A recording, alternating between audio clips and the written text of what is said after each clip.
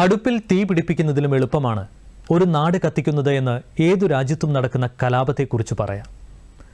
ബംഗ്ലാദേശിൽ മാസങ്ങളായി നടന്ന കലാപത്തിനു പിന്നിലും ബോധപൂർവം ചില കേന്ദ്രങ്ങൾ പകർന്ന തീയാണ്. ജോലിയിലെ സംവരണ പ്രശ്നത്തിൽ തുടങ്ങിയ വിദ്യാർത്ഥികളുടെ പ്രതിഷേധം കലാപാഗ്നിയായി പടർത്തിയതിനു പിന്നിൽ ചില വിദേശ ശക്തികളെന്നാണ് ആരോപണം. വിദ്യാർത്ഥി സമരത്തിന് നേതൃത്വം നൽകിയ ഇസ്ലാമി ഛാത്ര ഷിബിറിന് പാകിസ്ഥാൻ രഹസ്യാന്വേഷണ ഏജൻസിയായ ISIയുമായി അടുത്ത ബന്ധമുണ്ടെന്നാണ് ആരോപണം. കലാപധാരികളാൽ വധിക്കപ്പെടുമെന്ന സാഹചര്യത്തിലാണ് പ്രധാനമന്ത്രി ഷെയ്ഖ് ഹസീനയ്ക്ക് പലായനം ചെയ്യേണ്ടി വന്നത്. പാവപ്പെട്ടവരുടെ ബാങ്കർ എന്നറിയപ്പെടുന്ന നൊബേൽ പുരസ്കാര ജേതാവ് മുഹമ്മദ് യൂനുസിന്റെ നേതൃത്വത്തിലുള്ള ഇടക്കാല സർക്കാരാണ് ഇനി ബംഗ്ലാദേശിനെ നയിക്കുക. തീവ്ര ഇസ്ലാമിസ്റ്റുകൾ മുതൽ മതേതര ലിബറലുകൾ വരെയുള്ള വിഭിന്ന പശ്ചാത്തലമുള്ളവരുടെ ഇടക്കാല സർക്കാരിനെ നയിക്കാൻ എത്ര നാൾ യൂനുസിന് കഴിയുമെന്ന ചോദ്യമാണ് എങ്ങുമുയരുന്നത്.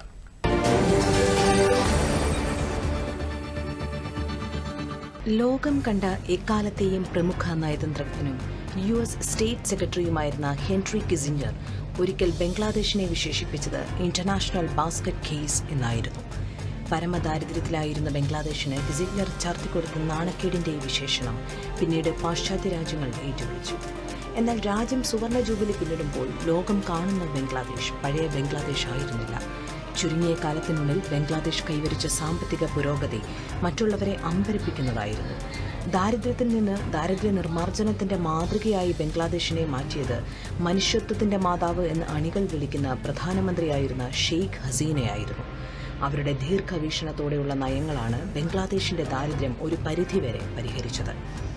ബംഗ്ലാദേശിൽ ചരിത്രത്തിൽ ഏറ്റവും കൂടുതൽ കാലം പ്രധാനമന്ത്രിയായിരുന്ന വ്യക്തി എന്ന നിലയിലും ഏറ്റവും കൂടുതൽ കാലം ഭരണം നടത്തിയ വനിതാ ഭരണാധികാരി എന്ന നിലയിലും ഹസീനയെ ലോകമറിഞ്ഞിരുന്നു. 19 തവണ വധശ്രമം അതിജീവിച്ച അവരെ ഒരു രാഷ്ട്രീയ പ്രതിഭാസമായാണ് വിശേഷിപ്പിച്ചിരുന്നത്. സാമ്പത്തിക രംഗത്തും മാനവിക സൂചികകളിലുമുണ്ടായ വലിയ കുതിച്ചുചാട്ടമാണ് ഹസീനയുടെ നേതൃത്വത്തിൽ ബംഗ്ലാദേശിലുണ്ടായത്. 2023 മൊത്തം ആഭ്യന്തര ഉത്പാദനത്തിൽ ബംഗ്ലാദേശ് ഇന്ത്യക്ക് മുകളിലെത്തി. ലോകത്തെ ഏറ്റവും സാമ്പത്തിക വളർച്ച കൈവരിക്കുന്ന രാജ്യങ്ങളിലൊന്നായി. ലോക ബാങ്കിന്റെ കണക്കനുസരിച്ച് 2.5 കോടി ജനങ്ങളാണ് 2 പതിറ്റാണ്ടിനിടയിൽ ദാരിദ്ര്യരേഖയിൽ നിന്ന് പുറത്തു കടന്നത്. ശിശുമരണ നിരക്ക് കുറയ്ക്കുന്നതിലും വലിയ പുരോഗതിയുണ്ടായി. സാമ്പത്തിക വളർച്ചയുടെ ചാലകമായി പ്രവർത്തിച്ചത് വസ്ത്രവിപണിയായിരുന്നു. സാമ്പത്തിക രംഗത്തുണ്ടായ പുരോഗതി അടിസ്ഥാന സൗകര്യത്തിനും അവർ ഉപയോഗിച്ചു. ബംഗ്ലാദേശിന്റെ വികസന സുവർണ കാലഘട്ടമായിരുന്നു 2009 ശേഷമുള്ള ഹസീനയുടെ ഭരണകാലം. നീണ്ട 20 വർഷം പ്രധാനമന്ത്രിയായി ബംഗ്ലാദേശിനെ നയിച്ച ഷെയ്ഖ് ഹസീനയ്ക്ക് ഒരുനാൾ അധികാരവും സമ്പത്തും വിട്ടെറിഞ്ഞ് അഭയത്തിനായി ഇന്ത്യയിലേക്ക് പലായനം ചെയ്യേണ്ടി വന്നത് എന്തുകൊണ്ടാണെന്ന ചോദ്യവും പ്രസക്തമാണ്. അതിനുള്ള കാരണങ്ങൾ സ്വന്തം രാജ്യത്തു മാത്രമല്ല ചില വിദേശ ശക്തികൾക്കു നേരെയും വിരൽ ചൂണ്ടുന്നുണ്ട്. അണികൾക്കും മറ്റും ഹസീന ഏഷ്യയിലെ ഉരുക്കു വനിതയാണെങ്കിലും പ്രതിപക്ഷത്തിന് അവർ തികഞ്ഞ ഏകാധിപതിയാണ്. ഉരുക്കുമുഷ്ടിക്കൊണ്ടവർ മാധ്യമങ്ങളെയും പ്രതിപക്ഷ ശബ്ദങ്ങളെയും അടിച്ചമർത്താൻ ശ്രമിച്ചു എന്നത് യാഥാർത്ഥ്യമാണ്. എന്നാൽ ഹസീനയുടെ പതനത്തിലേക്ക് നയിച്ച സംവരണ വിരുദ്ധ പ്രക്ഷോഭം ആളിക്കത്തിക്കാൻ വഴിയൊരുക്കിയത് സൈന്യത്തിന്റെ നീക്കങ്ങളായിരുന്നു. കലാപം ശക്തമായതിനെ തുടർന്ന് ഉന്നത ജനറൽമാരെ പങ്കെടുപ്പിച്ച് സൈനിക മേധാവി വഖാർ ഉസ് സമാൻ ചർച്ച നടത്തി. കർഫ്യൂ പാലിക്കാൻ പ്രതിഷേധക്കാർക്കു നേരെ സൈന്യം വെടിവെക്കേണ്ട എന്ന് യോഗം തീരുമാനിക്കുകയായിരുന്നു. ഷെയ്ഖ് ഹസീന നിയമിച്ച ബന്ധു കൂടിയായ സൈനിക മേധാവി മറ്റേതോ കേന്ദ്രത്തിൽ നിന്നുള്ള നിർദ്ദേശങ്ങൾ അനുസരിക്കുകയായിരുന്നു എന്നാണ് ആരോപണം. യോഗത്തിനു ശേഷം പ്രധാനമന്ത്രിയുടെ ഓഫീസിലെത്തിയ വഖാർ ഹസീന ഏർപ്പെടുത്തിയ കർഫ്യൂ സൈന്യം പാലിക്കില്ലെന്നും ഇനി മുതൽ ഹസീനയെ പിന്തുണയ്ക്കില്ലെന്നും അറിയിച്ചതായി വിദേശ മാധ്യമങ്ങൾ റിപ്പോർട്ട് ചെയ്തു. ഹസീനയെ വീഴ്ത്താൻ ലണ്ടനിലും സൗദി അറേബ്യയിലും പാകിസ്ഥാന്റെയും ചൈനയുടെയും ഒത്താശയോടെ പ്രതിപക്ഷ പാർട്ടികൾ ഗൂഢാലോചന നടത്തിയെന്ന റിപ്പോർട്ടുകൾക്ക് പിന്നാലെയാണ് സൈനിക മേധാവിയുടെ നീക്കം. ഹസീനയെ അധികാരത്തിൽ നിന്ന് താഴെയിറക്കാൻ അമേരിക്ക, ചൈന, പാകിസ്ഥാൻ അച്ചുതണ്ട് ശ്രമിച്ചതായും റിപ്പോർട്ടുകളുണ്ടായിരുന്നു. തന്നെ അധികാരഭ്രഷ്ടയാക്കാൻ ഗൂഢാലോചന നടക്കുന്നുവെന്ന് മെയ് മാസത്തിൽ തന്നെ ഹസീന ആരോപിച്ചിരുന്നു.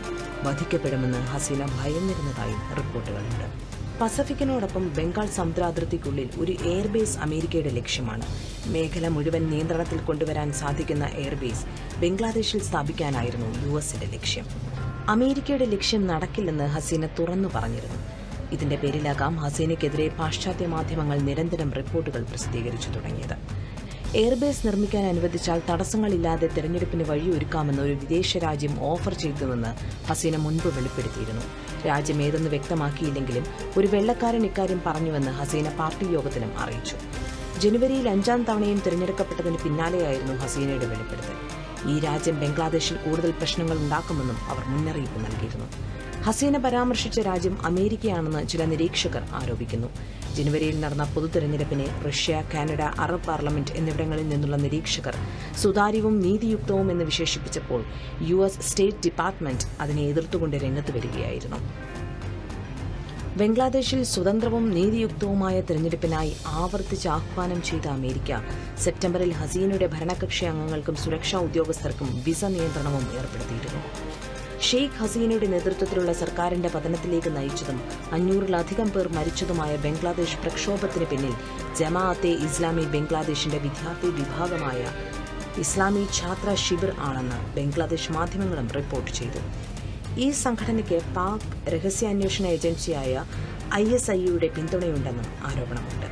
ഹസീന 5ാമതും തിരഞ്ഞെടുക്കപ്പെട്ടപ്പോൾ ഇന്ത്യ ഔട്ട് എന്ന മുദ്രാവാക്യവുമായി രാജ്യമെങ്ങും പ്രതിഷേധം നടത്തിയതും ഇസ്ലാമി ഛാത്ര ശിബിർ ആയിരുന്നു. ചില രാജ്യങ്ങൾക്ക് വേണ്ടി ISI ജമാഅത്തെ ഇസ്ലാമിയുടെ വിദ്യാർത്ഥി സംഘടനയെ ചട്ടുകമാക്കി എന്ന് ഷെയ്ഖ് ഹസീനയുടെ മകൻ സജീബ് വാസീദും വെളിപ്പെടുത്തിയിരുന്നു. വിദ്യാർത്ഥി പ്രക്ഷോഭത്തെ തുടർന്ന് പ്രധാനമന്ത്രിക്കും സുപ്രീംകോടതി ചീഫ് ജസ്റ്റിസ് ഒബൈദുൾ ഹസനും സെൻട്രൽ ബാങ്കിന്റെ തലവൻ അബ്ദുൾ റൂഫിനും രാജിവെക്കേണ്ടി വന്ന ബംഗ്ലാദേശിൽ അനിശ്ചിതത്വം തുടരുന്നു. താൽക്കാലിക സർക്കാർ അധികാരത്തിലുണ്ടെങ്കിലും സർക്കാർ ഓഫീസുകളുടെയും സംവിധാനങ്ങളുടെയും പ്രവർത്തനം സാധാരണ നിലയിലേക്ക് എത്തിയിട്ടില്ലെന്നാണ് റിപ്പോർട്ടുകൾ. നൊബേൽ ജേതാവായ മുഹമ്മദ് യൂനിസ് നേതൃത്വം കൊടുക്കുന്ന ഇടക്കാല സർക്കാരിന് പ്രക്ഷോഭത്തിൽ തകർന്ന രാജ്യത്ത് സാന്നിധ്യം അറിയിക്കാൻ പോലുമായിട്ടില്ല. ഹിന്ദു, ക്രിസ്ത്യൻ, ബുദ്ധ തുടങ്ങിയ ന്യൂനപക്ഷ സമുദായങ്ങൾക്കെതിരായ ആക്രമണങ്ങൾ ഇപ്പോഴും ശക്തമായി തുടരുന്നതായി ആരോപണങ്ങളുണ്ട്. ന്യൂനപക്ഷങ്ങൾ ആക്രമിക്കപ്പെടുന്നതിൽ ആശങ്കയുണ്ടെന്ന് ധാക്കത്തിലെ അമേരിക്കൻ എംബസിയും യൂറോപ്യൻ യൂണിയൻ അംബാസിഡറും എക്സിലൂടെ അറിയിച്ചു. ന്യൂനപക്ഷങ്ങൾക്കെതിരായ ആക്രമണം തുടരുന്ന പശ്ചാത്തലത്തിൽ മതപരമായ ഐക്യത്തിന് മുൻഗണന നൽകേണ്ടതുണ്ടെന്ന് മുഹമ്മദ് യൂനിസും അറിയിച്ചു.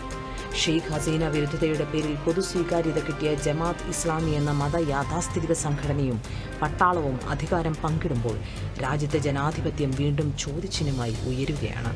തീവ്ര ഇസ്ലാമിസ്റ്റുകൾ മുതൽ മതേതര ലിബറലുകൾ വരെയുള്ള വിഭിന്ന പശ്ചാത്തലത്തിലുള്ളവരുടെ ഇടക്കാല സർക്കാരിനെ നയിക്കാൻ എത്രനാൾ മുഹമ്മദ് യൂനിസിന് കഴിയുമെന്ന ചോദ്യവും ശക്തമാണ്.